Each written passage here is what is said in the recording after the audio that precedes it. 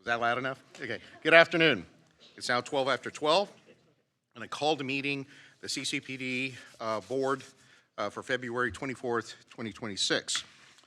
First item of business, approval of minutes from December 2nd. Do I have a motion? Have a second? Second. Any discussion? All in favor, indicate by saying aye. Motion passes. Written reports of FY 2026, first quarter performance report on activities and finances. And then we also have a written report on Partners with the Shared Mission Quarterly Update. Do we have any questions on those written reports? Going once, going twice, seeing none, let's keep moving. I understand we have a speaker signed up to address the CCPD board. Are they present?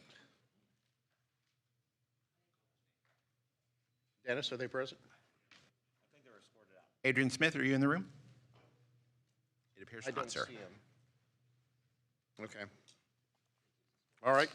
Well, let's continue moving on. Item 4, discussion and action items. We have a consideration of Emerging Partners Program funding requests.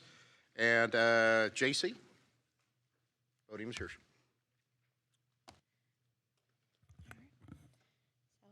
Good morning, good afternoon, President and members of the board. It's my pleasure to present one program grant for quarter 2 from United Way of Tarrant County. United Way of Tarrant County is requesting $995,758 for their Youth Gun Violence and Gang Violence Reduction Project. This request also does require a match of $231,919. So under the administrative oversight of United Way of Tarrant County, VIP Fort Worth will address cyclical retaliatory gun and gang violence in targeted neighborhoods located in districts 3, 5, and 8. And by investing in the development, health, and overall well-being of those individuals involved in gang violence. They will also be fostering and promoting mentorship that motivates, inspires, and develops confidence in the program participants. This approach is a two-pronged approach. It's crime prevention through the support of 50 Advanced Peace Program participants, age 18 to 35 years old, with the goal of moving them towards positive alternatives.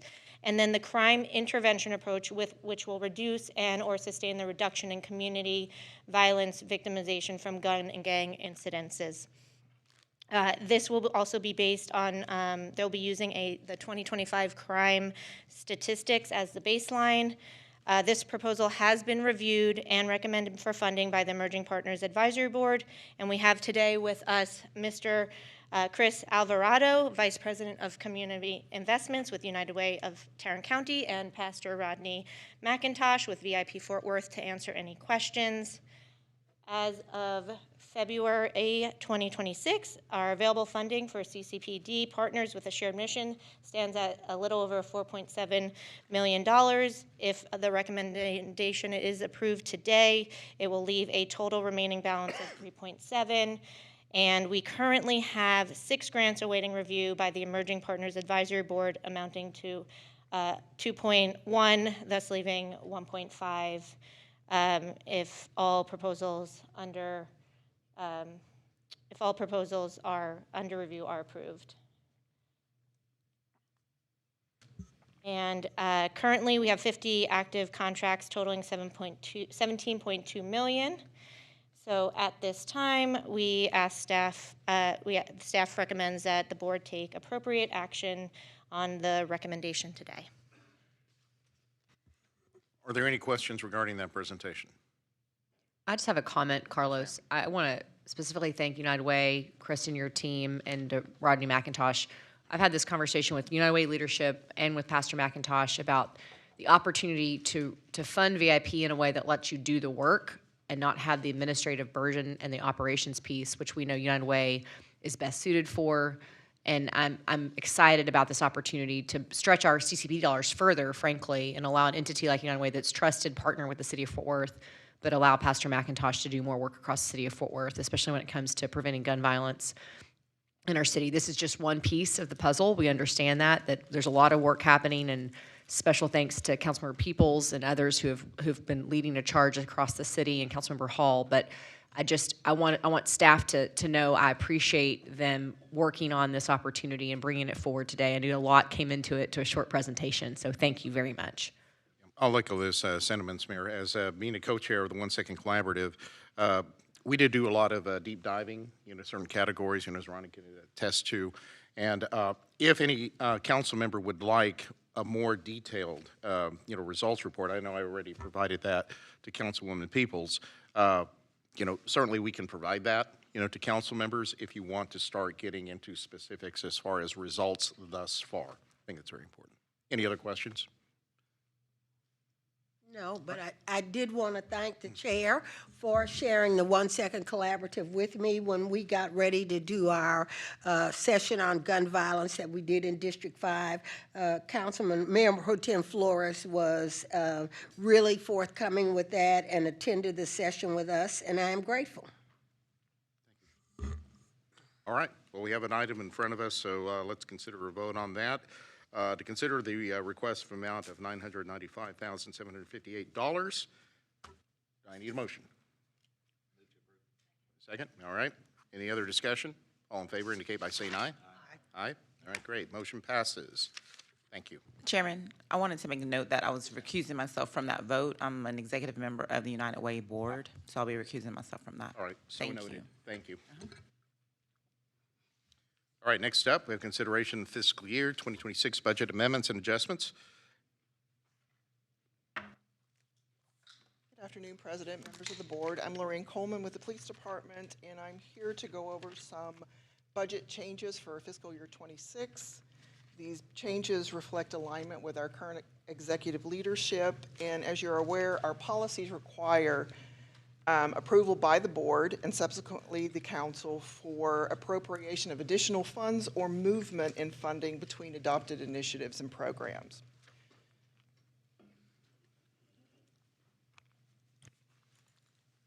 The first one we're going to look at today is an amendment for appropriating available fund balance for the group health insurance fund for the CCPD fund's proportionate share of their current deficit. That amount is $829,860. The next one that we're proposing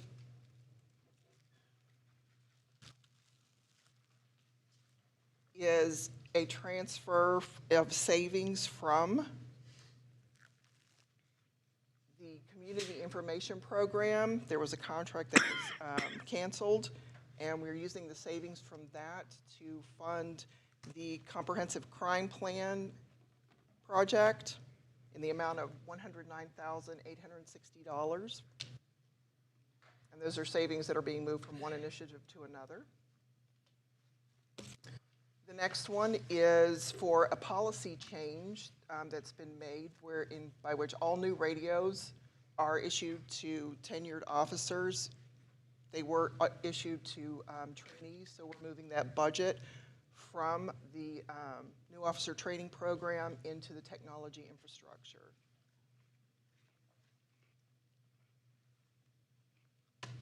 And lastly is the Constitutional Policing Unit.